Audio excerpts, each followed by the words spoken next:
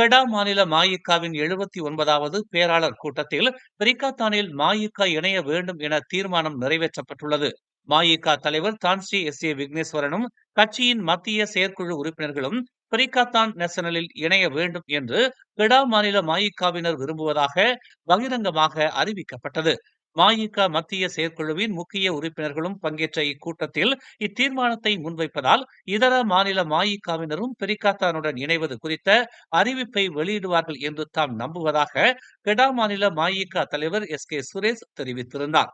பெரிக்காத்தானுடன் மஇக உடன்படிக்கையில் ஈடுபடுவது குறித்து அம்னோவிடம் தெரிவிக்க வேண்டிய அவசியம் இல்லை என்றும், இதற்கு முன்னர் பாஸ் கட்சியுடன் அம்னோ உடன்பாட்டில் ஈடுபட்ட போது அது குறித்து மஇகவிடம் அம்னோ கலந்து ஆலோசிக்கவில்லை என்றும் அவர் சுட்டிக்காட்டினார். அதனால் இப்போது மஇக எடுக்கும் முடிவு குறித்து அம்னோவிடம் தெரிவிக்க வேண்டிய அவசியம் இல்லை என்று சுரேஷ் தெரிவித்ததாக கூறப்பட்டது. இது கெடா மாநில மஇகவின் முடிவு என்றாலும் தேசிய மட்டத்திலான மஇகவினர் இந்த தீர்மானத்தின் முக்கியத்துவத்தை அறிந்திருப்பார்கள் என்பதை தாம் நம்புவதாக அவர் கூறினார். பேராளர்கள் கூட்டத்தில் பங்கேற்ற மஇகவின் தேசிய தலைவர் உட்பட மத்திய செயற்குழு உறுப்பினர்களுக்கு கெடா மாநில மஇகவின் இத்தீர்மானம் ஆச்சரியத்தை ஏற்படுத்தி இருந்தாலும் இதன் அவசியத்தை கெடா மாநில மஇக உணர்ந்திருப்பதாக சுரேஷ் குறிப்பிட்டார்.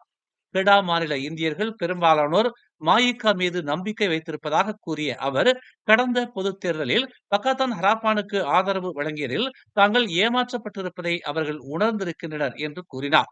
இதனால் இந்தியர்களை அரவணைக்கும் ஒரே கட்சி மஇக என்பதை அவர்கள் உணர்ந்திருப்பதால் இந்த தீர்மானத்தை கெடா மாநில மஇக நிறைவேற்றி இருப்பதாக சுரேஷ் கூறினார்.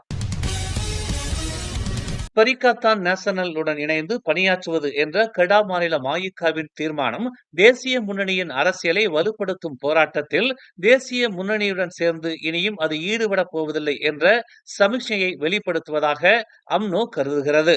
கெடாவில் பெரிக்காத்தான் நேஷனலுடன் ஒத்துழைப்பது என்று கெடா மஇக நிறைவேற்றி இருக்கும் ஒரு தீர்மானத்தை தமது தரப்பு ஏற்றுக்கொண்டிருப்பதாக மாநில அம்னோ தகவல் பிரிவு தலைவர் டத்தோ சைவுக் ஹசீசி ஜைனோல் அபேடின் தெரிவித்துள்ளார்.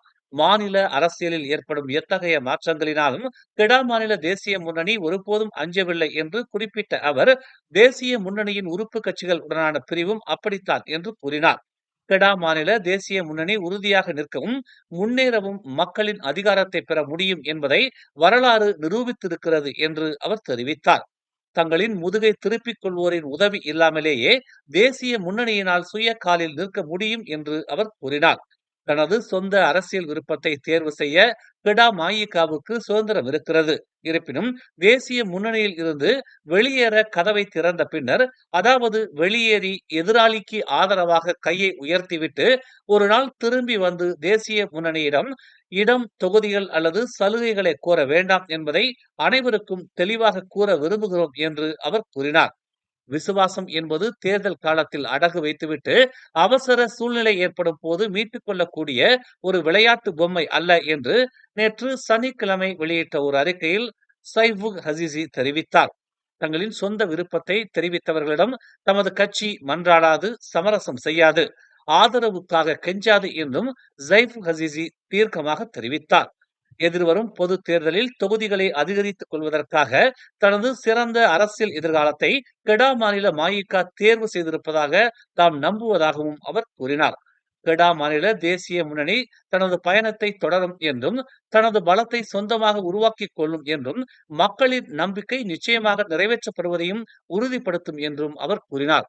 தங்களை பொறுத்தவரையில் தங்களுடன் சேர்ந்து பயணிக்க விரும்பாத ஒரு சகாவை இழப்பதானது ஒரு இழப்பு அல்ல என்றும், விரைந்து முன்னேற கூடுதல் கவனம் செலுத்த மற்றும் இனியும் இல்லாதவர்களின் மனதை பாதுகாப்பதில் சுமை இல்லாத ஒரு வாய்ப்பு கெடா தேசிய முன்னணிக்கு கிடைக்கும் என்றும் அவர் குறிப்பிட்டார். மலேசிய இந்தியர் உருமாற்று பிரிவான மித்ராவின் வாயிலாக நாட்டின் வறுமை நிலையில் இருக்கும் 793 இந்திய குடும்பங்களை அடையாளம் கண்டு அவர்களுக்கான உதவித்தொகை வழங்கப்படுவதாக மித்ராவின் சிறப்பு பணிக்குழு தலைவரும் பத்து நாடாளுமன்ற உறுப்பினருமான பி. பிரபாகரன் தெரிவித்தார். மித்ராவின் சினார் சகாயா உதவி திட்டத்தின் கீழ் மொத்தம் 11,19,730 ரிங்கிட் நிதி ஒதுக்கப்பட்டிருப்பதாகவும், மாதம் 500 ரிங்கிட் என 3 மாதங்களுக்கு இந்த உதவி நிதியை 793 இந்திய குடும்பங்கள் பெறுவார்கள் என்றும் பிரபாகரன் கூறினார். இதன் தொடக்கமாக ஸ்ரீ குச்சிங், ஸ்தாபாக், பத்து ஆயர் பனாஸ், ஸ்ரீ இந்தான், வைடூரி ஆகிய பகுதிகளில் உள்ள இந்தியர்களுக்கு பிரபாகரன் மித்ராவின் சினார் சகாயா உதவி நிதியை நேரில் சென்று வழங்கினார். மித்ராவின் செயல்பாடுகள் குறித்தான சர்ச்சைகளுக்கு நாடாளுமன்றத்திலும் செய்தியாளர்கள் மத்தியிலும் அவ்வப்போது விளக்கமளித்து வருவதாகவும், முக்கியமாக மித்ராவின் தலைமைகள் தொடர்ந்து மாற்றம் காணப்படுவதால் அதன் திட்டங்களின் விளைவுகள் பாதிக்கப்படுவதையும் மித்ராவின் சிறப்பு பணிக்குழு தலைவரான பிரபாகரன் குறிப்பிட்டார். பாரிஸ்தானில் இருந்து வெளியேறுவதா இல்லையா என்கிற குழப்ப நிலையிலேயே மாயிக்காவும் மாசிசாவும் இருப்பதாக அம்னோ உச்சமன்ற உறுப்பினர் புவாட் சர்காசி சாடியுள்ளார். மாயிக்காவுக்கு உண்மையிலேயே துணிச்சல் இருந்தால் திட்டவட்டமாக ஒரு முடிவை எடுக்க வேண்டும். அதை விடுத்து பாசாங்குத்தனமாக மாயிக்காவின் இரண்டாம் கட்ட ஆதரவாளர்களின் மூலமாக பாரிஸ்தானில் இருந்து மாயிக்கா வெளியேற வேண்டும் என மறைமுகமாக கூக்குரலிடக்கூடாது என்று புவாட் சர்காசி வலியுறுத்தினார்.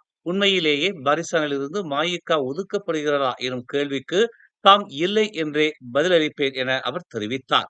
ஒரு சமூகத்தை பிரதிநிதிக்கும் கட்சியாக மாயிக்கா இருப்பதால் அந்த சமூகத்தாலேயே மாயிக்கா ஒதுக்கப்பட்ட போது கூட்டணி கட்சியில் மாயிக்காவின் பலம் எந்த அளவுக்கு இருக்க முடியும் என்கிற கேள்வியை புவாட் சர்காசி முன்வைத்தார். அதன் சொந்த சமூகத்தால் ஒதுக்கப்பட்ட மாயிக்காவை பாரிஸ்தான் இப்போதும் அரவணைக்கிறது. அதன் சமூகத்தின் ஆதரவை அந்த கட்சி பெற வேண்டும். அப்படி ஆதரவை பெற்றதும் பாரிஸ்தானிடமிருந்து அதிகாரத்தையும் ஆதரவையும் அந்த கட்சி பெறும் என்று புவாட் சர்காசி கூறினார். மாயிகா பெரிகாத்தானில் இணைவதால் அங்கே அவர்களுக்கு மரியாதை இருக்குமா என புவாட் சர்காசி கேள்வி எழுப்பினார். 2023 பினாங்கு மாநில தேர்தலில் பெரிகாத்தானின் கராகான் கட்சி தலைவர் டொமினிக் லாவ் பாஸ் கட்சியின் பிரச்சாரத்தில் அனுமதிக்கப்படாமல் பாஸ் கட்சியினரால் புறக்கணிக்கப்பட்டார். இந்த நிலையில் மாயிக்காவை பாஸ் கட்சி எப்படி அணுகும் என்பதை புவாட் சர்காசி நினைவூற்றினார். இன்னமும் மாயிகா இந்தியர்களுக்கான கட்சி என பேசுகிறது.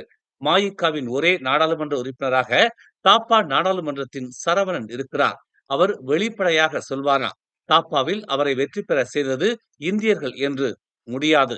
தாப்பாவில் 47 விழுக்காட்டினர் மலாய்க்காரர்கள், பெரும்பான்மை வாக்காளர்கள் மலாய்க்காரர்களும் பூர்வ குடியினரும் தான் என்று அவர் சுட்டிக்காட்டினார்.